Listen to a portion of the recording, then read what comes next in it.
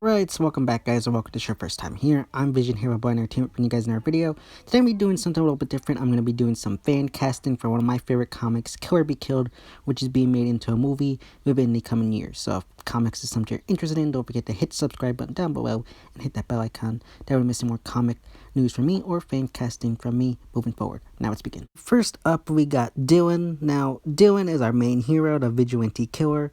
Now, for this fan casting, my pick would be Charlie Rowe. Now, I know him mainly from the NBC or CBS show Salvation, which I really liked. Last I knew it was streaming on Amazon Prime Video, so definitely check it out if you want to see some of his work.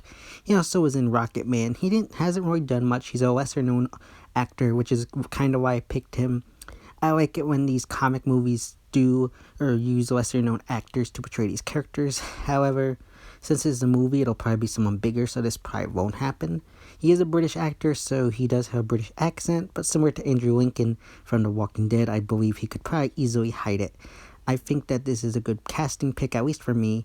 He's 24, which is about the age that Dylan would have been since he was in college, and I just like it when they cast characters or actors who are similar to the age of the character they would be portraying. I hate when they pick or cast 30-year-olds to play 20-year-olds. I always think that's, out there and strange.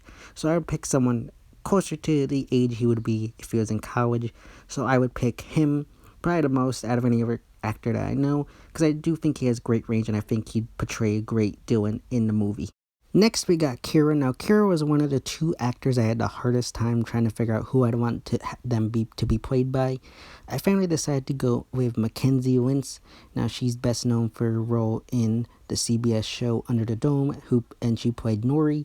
Now, I think she is a really good actor. She's also got that red hair, which Kira is mostly iconic for in the comics. I kind of was looking for a redhead. I know actors can dye their hair, but I prefer more like a natural redhead. Now, she also does later on have the blue hair, which again, they could either use a wig or dye their hair.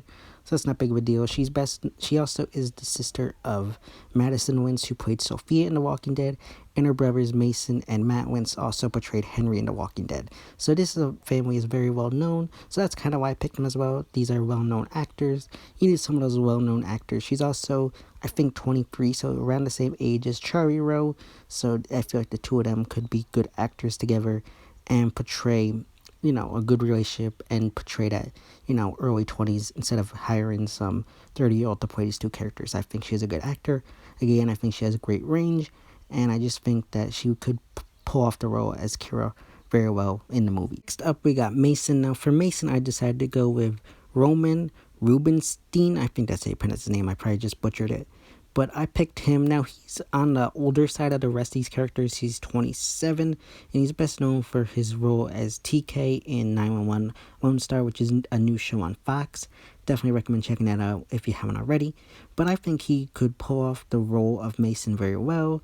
Just the best friend kind of role. A little bit more cocky in a way if they wanted to go down that road. And I think he could be a good boyfriend character for Kira. Again, Mason is kind of on the lower end. He's not as prominent as some of the other characters in the book, but I think he has that prominent role. I just picked some of the characters in the book that I felt had a more prominent role. I didn't do characters like, Dylan's mom, the copycat killer, or Dylan's, psychiatrist or, doctor when he goes into the home towards the end of the book. I picked the main characters. I feel like Dylan's a more main character. So I kind of went with this guy. He was a hard character to cast, but I went with this guy. I just feel like he kind of resembles him a bit more and is a guy that could pull off the role as Mason very well. And even though he's not like a big player in the comics, I think that they could use him a bit more.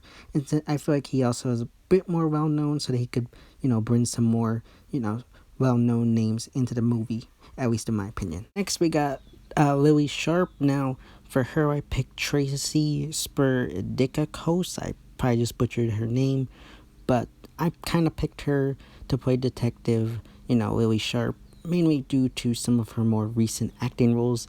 She's more well known for her NBC show NBC show Revolution. Definitely recommend checking that out. She plays Charlie Matheson in the show. It's a post-apocalyptic show, so you should definitely check it out if you're interested in that. It's streaming right now on Amazon Prime Video. But she is more currently known for her role in the NBC show Chicago PD, where she plays Detective Haley Upton.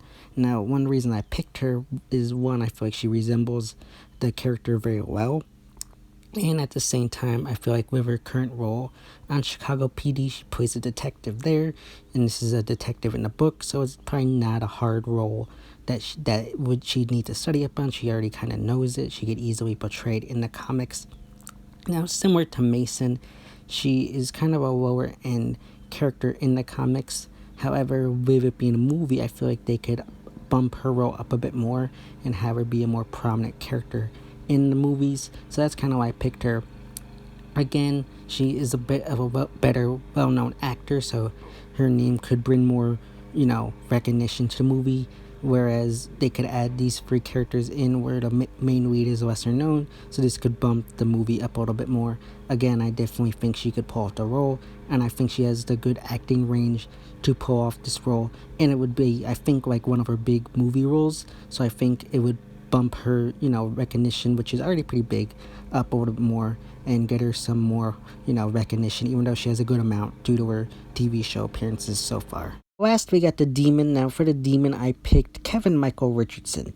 Now, I think, one, he has a very big name, so like with my other picks, besides the main role character, he is more of a known guy along with the rest of them. Plus, I think he does great voice acting, so he could easily do a great voice for the Demon. Now, in regards to the Demon, he's not going to be like a live action character. He's most likely going to be CGI and, stuff like that. So they don't need someone to look like him or something like that. It's only going to be CGI and voice role. He does some great voice roles over the years in multiple different projects. I know he's done stuff in, Transformers. He's done a lot of characters in Avatar: The Last Airbender, where he's done a lot more dark roles and dark voices in that show. So I think he could easily pull off the role as the Demon in this movie adaptation. And I think that he's a more known name, and he's just someone that I think, again, could pull off a voice role for the Demon. I know there's other actors who could probably pull it off as well, but this is a very well-known actor for voice roles, so I think it'd be smart to choose him. And again, just bring more name recognition to the movie to boost it up, as our main character is played by a lesser known actor.